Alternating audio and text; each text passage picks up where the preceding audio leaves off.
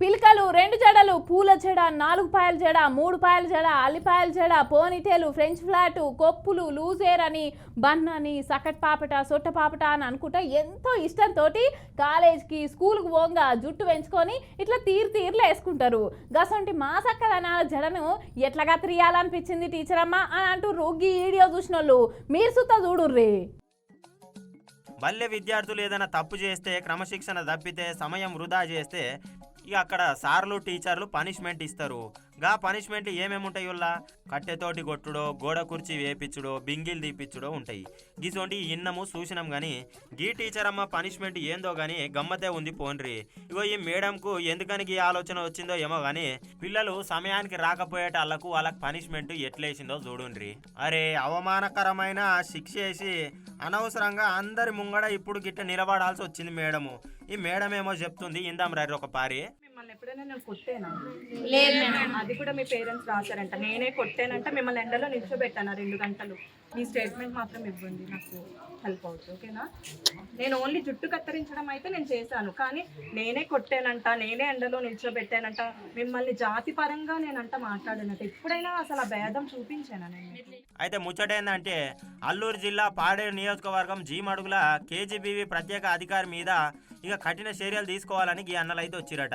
ఇక గిరిజన విద్యార్థుల మీద అమానుషంగా చర్యలకు పాల్పడ్డ జీమడుగుల కేజీబీవీ ప్రత్యేక అధికారిని సాయి ప్రసన్న మీద ఉన్నతాధికారులు కఠిన చర్యలు తీసుకోవాలని అన్నలు అంటారు.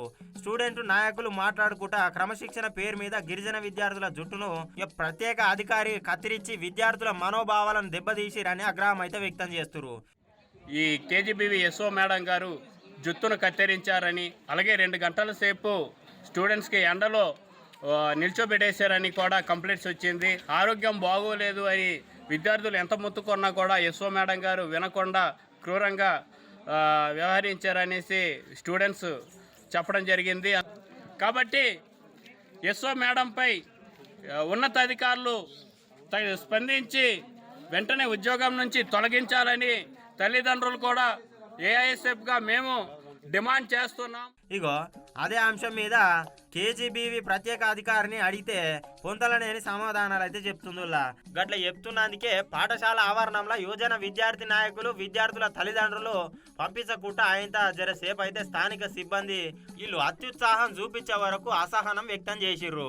ఇక జిల్లా విద్యాశాఖ అధికారి కేజీబీవీని సందర్శించినప్పటికి కూడా పూర్తి స్థాయిలో విచారణ జరపలేదని ఆరోపిస్తుర్రులా. వీళ్ళు ఏమంటుండ్రంటే వెంటనే జిల్లా కలెక్టరు ఐటీడీఏ ప్రాజెక్ట్ అధికారులు స్పందించి వెంటనే గిరిజన విద్యార్థుల మనోవేదనకు కారణమైన ప్రత్యేక అధికారిని ఉద్యోగంకెళ్ళి తొలగించాలనుకుంటా అటే ఇంకా గిసోంటి ఘటనలు ఏ బల్లె గాని కాలేజీలో గాని జరగకుండా ఉండాలే, పటిష్ట చర్యలు తీసుకోవాలని విద్యార్థి నాయకులు అయితే కోరిండ్రు. 2 గంటల సేపు కూర్చోబెట్టింది కాకుండా కొట్టిందట. కొట్టేసి తర్వాత జుట్టు కట్ చేసిందట. అయితే జుట్టు కట్ చేసినంత తప్పు మా పిల్లలు ఏం చేశారు?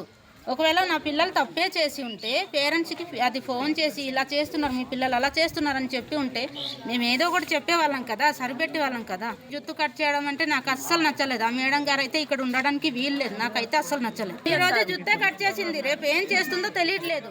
కేజీబీవీ గాంధీ స్కూల్ అండ్ కాలేజీలో సెకండ్ ఇయర్ చదువుతున్న పిల్లలకి ఇల్లు అయితే 18 మంది షాన్ రోలర్స్ అంది ఇగో టిఫిన్ భోజనము ప్రేయర్ బూస్ట్కి క్రమశిక్షణ లేకుండా లేటుగా వస్తున్నారు అనుకుంటా కేజీబీవీ ప్రత్యేక అధికారి సాయి ప్రసన్న మేడం అయితే జుట్టు కత్తిరించినందుకు గింత పని అయింది చూడుండ్రి.